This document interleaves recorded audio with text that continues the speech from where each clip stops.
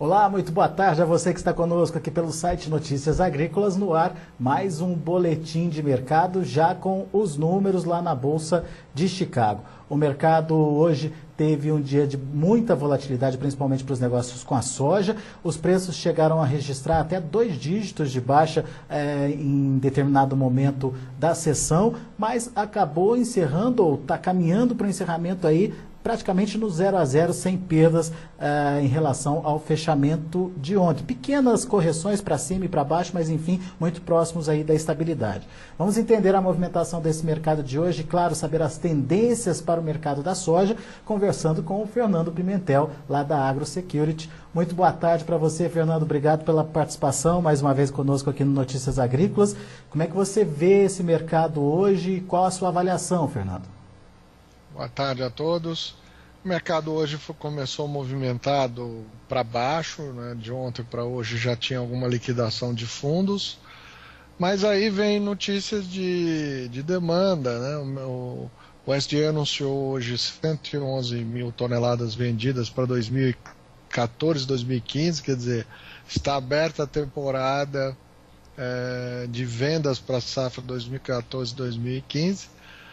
E com um volume já grande vendido nessa safra, a demanda segue firme, não tem por onde achar que a soja vai encontrar patamares muito abaixo disso aí, não. Mas você acredita que ela deva continuar trabalhando acima desse patamar dos $13, que vem se mantendo aí há algum tempo já?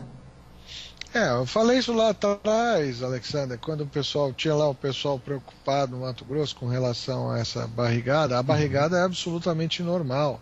Entramos numa safra americana que se recuperou muito bem, veio com volume bom para o mercado, veio atrasado, mas com bom volume. Mas de qualquer forma, essa safra já está vendida aí em 75%, 70%, 75%. E já estão olhando para o Brasil com muito carinho. Então, os prêmios estão razoáveis, a tendência é da gente ver o mercado de Chicago respondendo. Os pessimistas, né, os cavaleiros do Apocalipse, estavam colocando lá a soja na faixa entre 10 e 11. Ninguém viu isso. Eu falei aqui que a gente ia ver uma barrigada no 12.500, 12.50 para o março, né? Mas que eu não acreditava que fosse ficar muito tempo nesse nível. E ficou, na verdade, aí 45 dias, mais ou menos, nesses patamares abaixo de 13. Depois veio galgando a alta, está acima, o março, está o maio beirando. E eu acho que é daí, talvez um pouco para cima ainda. Agora começa com mais força o mercado de clima aqui. E as notícias da lagarta, hoje já tem uma notícia de helicoverpa gerando estragos no Mato Grosso. Eu tive semana passada lá em Cuiabá, num evento, e a leitura até então que a lagarta vem sendo controlada a contento. Porém agora começa a prova dos 9, né? Porque agora aqui nós temos a soja já precoce, na fase já em alguns casos até já de canivete, né, já formação de vagem e tal, e aí nós já começamos a ter um fechamento da vegetação. Isso já prejudica um pouco, eventualmente, o acompanhamento ou o controle, então a gente tem que estar acompanhando isso aí. Em relação ao clima, de uma maneira geral está razoável. Bahia passou aí um probleminha um pouco maior com chuvas irregulares e tal, mas de uma maneira geral, no start da safra brasileira, com o que colheu nos Estados Unidos e o mercado ainda segue a 13, quer dizer, imagina se a gente tiver algum evento em algum lugar aqui da América do Sul para dar mais sustentação a esse mercado. Eu sou otimista ainda. Acho que o mercado vai ficar daí para um pouco melhor. Também não é muito melhor, tá? A não ser que ocorra alguma perda muito substancial aqui para o hemisfério sul. A questão maior fica em cima do câmbio, né? O câmbio tem operado nos últimos 2 dias no campo negativo. Hoje saiu uma notícia do Banco Central Central de que ele vai retomar, vai seguir com os leilões de dólar, que ele ia concluir esse processo agora em 31/12, e por isso o mercado andava meio nervoso, que o Banco Central não daria seguimento aos leilões diários de dólar. Hoje parece que o Banco Central resolveu se apresentar para o mercado garantindo uma extensão nesse período, pelo menos aí para janeiro, desses leilões, o que já jogou o mercado para uma outra direção. Mas daí, com o dólar mais baixo, a gente tem que ter mantido pelo menos um patamar interessante em Chicago para garantir os preços internos.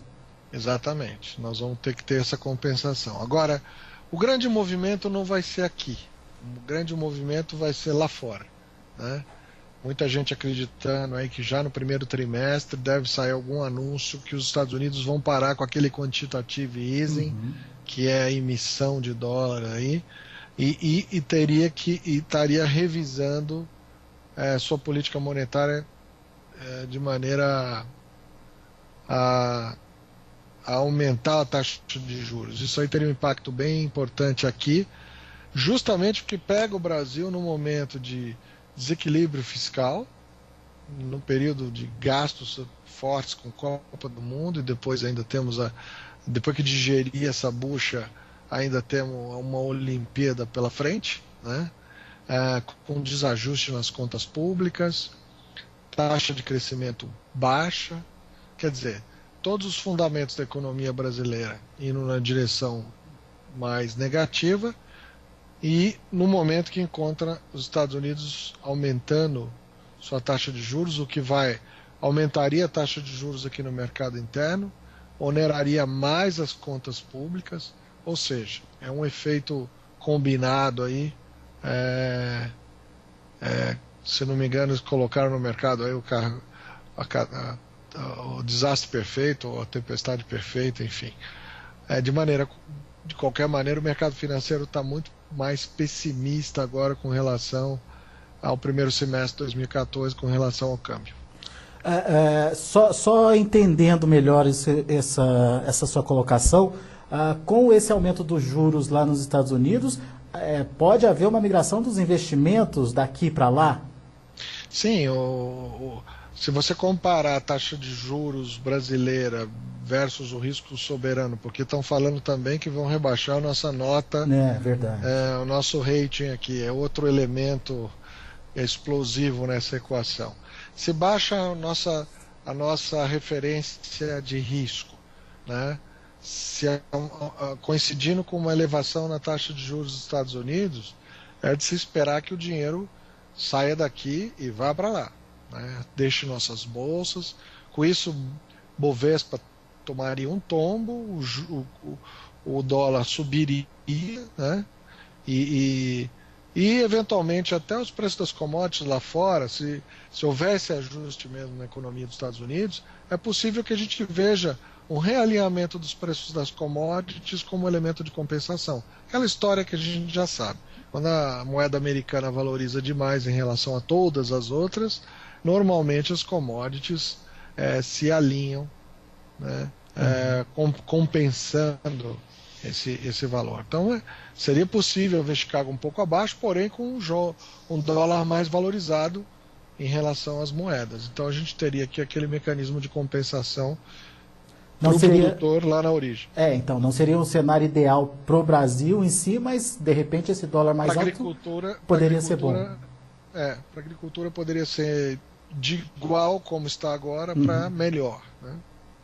Tá certo. Ô Fernando, e para o pessoal que está nos ouvindo nesse momento, para o produtor que quer saber o que ele faz com a safra dele, se é hora de vender ou não, você disse que tem possibilidade do mercado ganhar mais um pouquinho. É bom ele esperar mais um pouquinho ou já aproveita agora aí para ir negociando, hein?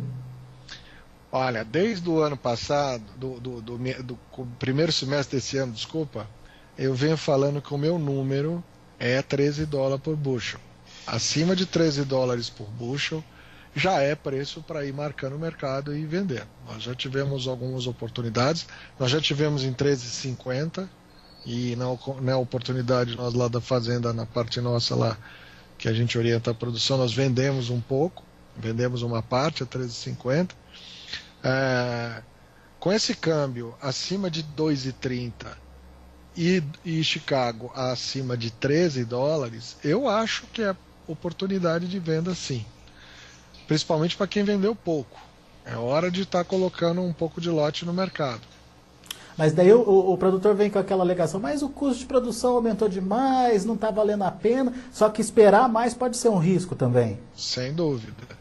Essa não é a safra, é que o produtor está pensando na margem que teve no ano passado, ou no ano retrasado. Ele tem que ser mais moderado, mais ponderado, porque não dá para acreditar que vai ter margens tão boas nesse ano como teve o ano passado no outro. O produtor tem que trabalhar talvez com um objetivo um pouco mais modesto. É lógico que eu não estou falando para ninguém vender no prejuízo. Se é o caso do produtor de estar com custo acima da receita de uma safra, por exemplo, de 50 sacas de soja vendidas a R$50, que é o que acontece hoje em algumas regiões do Mato Grosso, já se consegue esses preços aí para soja de fevereiro. Eu acho que aí o produtor tem que trabalhar melhor o custo, né? Porque realmente está ficando muito, muito forte. É lógico que o produtor também olha para o custo que gerou, o impacto que gerou o milho, né? Muito produtor perdeu dinheiro com o milho, então ele acaba tentando buscar essa compensação na soja.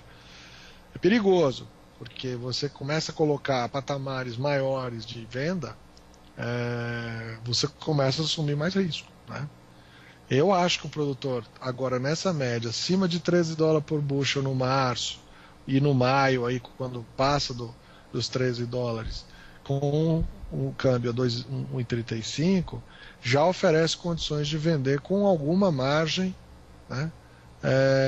Para já ir fixando alguma coisa, para não deixar tudo para depois, né? Tá certo.